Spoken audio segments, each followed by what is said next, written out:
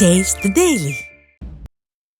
புதுக்கோட்டை மாவட்டம் கந்தர்வக்கோட்டையில் விடியா திமுகவினர் நடத்திய பொதுக்கூட்டம் ஒன்றில் அக்கட்சியின் பேச்சாளர் நாஞ்சில் சம்பத் பேசிய போது மது போதையில் இருந்த ஒருவர் சத்தமிட்டதால் சலசலப்பு ஏற்பட்டது. பின்னர் அவர் செய்தியாளர்களுக்கு பேட்டியளித்தார். அப்போது நாஞ்சில் சம்பத்திடம் பேசிய செய்தியாளர்கள், கள்ளக்குறிச்சி சம்பவத்தில் உயிரிழந்தவரின் மனைவி டாஸ்மாக் கடையில் 145 ரூபாய் கூடுதல் விலைக்கு மதுபாட்டில் விற்பனை செய்வதாகவும், அதனால்தான் தனது கணவர் அதை வாங்க முடியாமல் குறைந்த விலையில் கள்ளச்சாராயம் வாங்கி குடித்து உயிரிழந்ததாகவும் தங்களிடம் கூறியதாக தெரிவித்தனர். அதைத் தொடர்ந்து மது விலையை குறைக்க விடியா திமுக அரசு நடவடிக்கை எடுக்குமா என செய்தியாளர்கள் கேள்வி கேட்டபோது அதற்கும் நாஞ்சில் சம்பத் எந்த பதிலும் அளிக்காமல் அங்கிருந்து நழுவி சென்றுள்ளார்.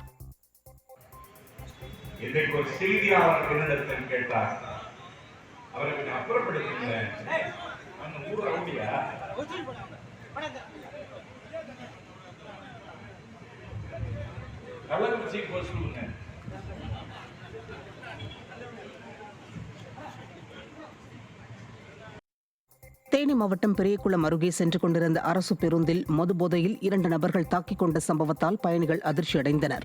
தேனியிலிருந்து திருச்சி நோக்கி சென்ற பேருந்து பெரியகுளம் அருகே சென்றபோது பேருந்தில் இருந்த 2 போதை ஆசாமிகளுக்கிடையே தகராறு ஏற்பட்டதில் இருவரும் ஒருவரை ஒருவர் தாக்கிக் கொண்டனர். இதனால் பயணிகள் அதிர்ச்சியடைந்த நிலையில் அங்கு வந்த போலீசார் போதை ஆசாமிகளை பேருந்திலிருந்து இறக்கிவிட்டனர். அப்போது போதை ஆசாமிகள் பயணிகளிடம் மன்னிப்பு கேட்டதால் மீண்டும் பேருந்தில் பயணித்தனர். தேனி மாவட்டம் ஆண்டிப்பட்டி அருகே விவசாய நிலங்களுக்குள் சேதமடைந்துள்ள மின் கம்பங்களால் விவசாயிகள் அச்சமடைந்துள்ளனர்.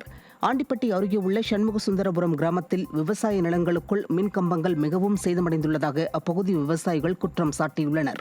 இதுகுறித்து பலமுறை புகார் அளித்தும் மின்வாரிய அதிகாரிகள் நடவடிக்கை எடுக்கவில்லை என வேதனை தெரிவித்துள்ள விவசாயிகள் உடனடியாக மின் கம்பங்களை மாற்றித்தர விடியா அரசுக்கு கோரிக்கை விடுத்திருக்கின்றனர். கிருஷ்ணகிரி மாவட்டம் ஓசூரில் 100 ஆண்டுகள் பழமையான ஆலமரம் செப்டிக் டேங்க் லாரி மீது விழுந்ததில் ஓட்டுநர் உட்பட 2 பேர் உடல் நசுங்கி உயிரிழந்தனர். ஓசூர் குஸ்னிபாளையம் பகுதியில் உள்ள 100 ஆண்டுகள் பழமையான ஆலமரம் திடீரென சாலையில் சென்ற செப்டிக் டேங்க் லாரி மீது விழுந்ததில் லாரியின் முன்பக்கம் நசுங்கியது. இந்த விபத்தில் லாரியினுள் இருந்த ஓட்டுநர் மற்றும் உடன் இருந்தவர் என 2 உடல் நசுங்கி உயிரிழந்தனர். இதையடுத்து சம்பவ இடத்திற்கு வந்த தீயணைப்புத் துறையினர் மரத்தை அகற்றி உயிரிழந்தவர்களை சடலமாக மீட்டனர். காஞ்சிபுரம் மாவட்டம் உத்திரமேரூர் அருகே அரசுக்கு சொந்தமான நிலத்தை தனிநபர் ஆக்கிரமித்துள்ளதாக கிராம மக்கள் மாவட்ட வழங்கல் அலுவலரிடம் புகார் மனு அளித்தனர்.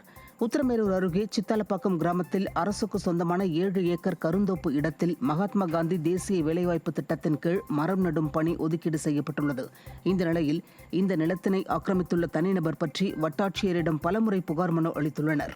எனினும் அதிகாரிகள் எவ்வித நடவடிக்கையும் எடுக்காத நிலையில் உடனடியாக நிலத்தை மீட்டுத் தரக்கோரி மாவட்ட வழங்கல் அதிகாரியிடம் மக்கள் மனு அளித்தனர். விடிய ஆட்சியில் அரசு நிலத்தை ஆக்கிரமித்துள்ளவர்களின் கொட்டம் தலைவிரித்தாடுவதாக மக்கள் குற்றம் சாட்டுகின்றனர்.